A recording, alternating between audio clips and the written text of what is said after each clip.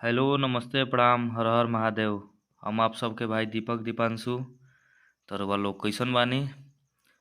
तरवा सबके स्वागत बा हमारे यूट्यूब चैनल में दीपक दीपांशु राइटर ऑफिशियल में।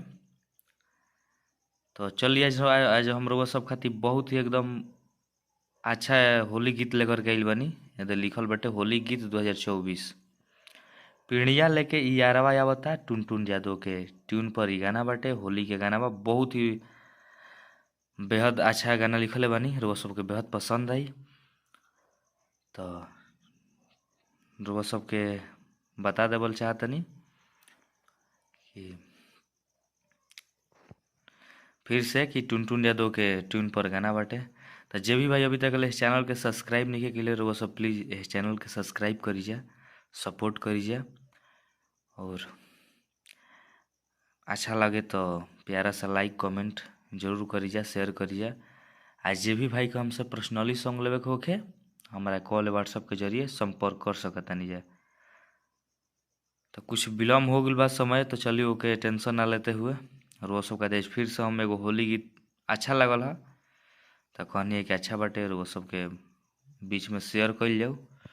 तो होली गीत 2024 पीढ़िया लेके इ यारवा आवता टुन टुन यादव के गाना पर बा। तो चलिए वो सबके देर ना करते हुए हम मुखड़ा गा के सुनावतनी।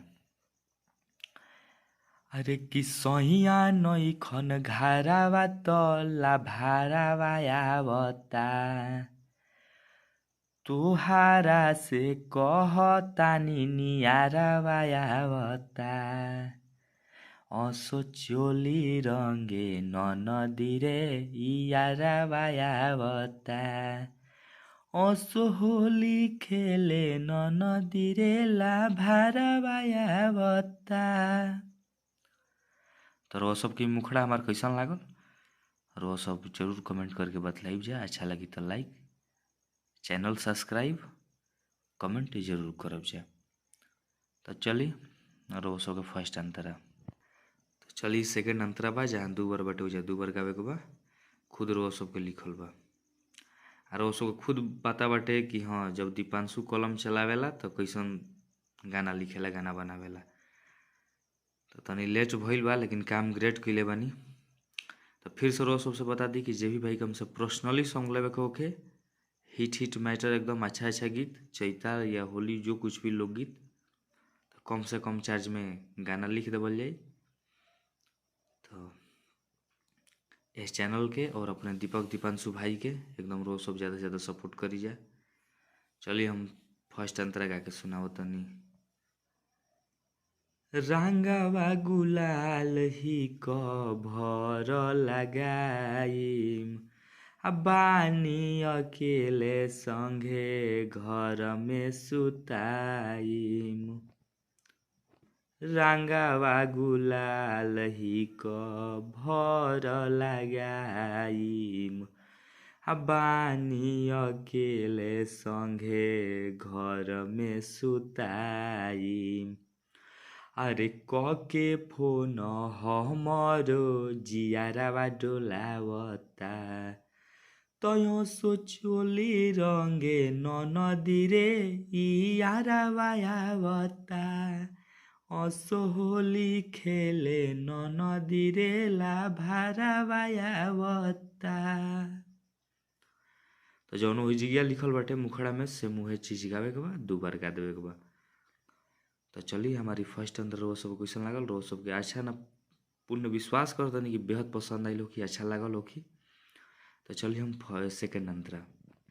जे भी भाई ये सॉन्ग के गावल चाहता है वो भाई अपने दोस्त मित्र राइटर केहू के नाम रख करके भाई को संग गाना गा सकता है। तो इस चैनल को रो सब सब्सक्राइब कर जाए कहें कि जो भी हम गाना लेकर गए फुल एंड फ्री सॉन्ग रहेला, एकदम हिट अच्छा अच्छा मैटर रहेला।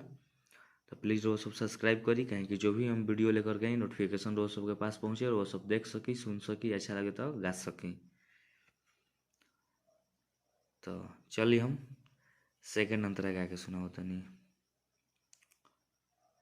मारे खाती माजा ऐसन खोजत रही राज हो केतना दिन के बाद दीपक आवता रे आज हो।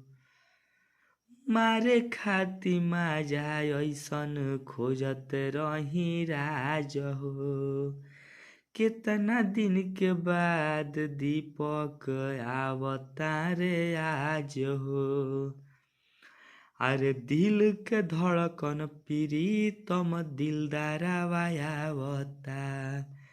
चोली रंगे नदी रे यारवा आवता। होली खेले नदी रे लाभारवा आवता। तो चलिए हमारे होली की तरफ सबको क्वेश्चन लागल प्लीज वो सब कमेंट करके जरूर बतलाइब जाए। अच्छा लगी तो प्यारा सा एक लाइक कमेंट जरूर करब जाए।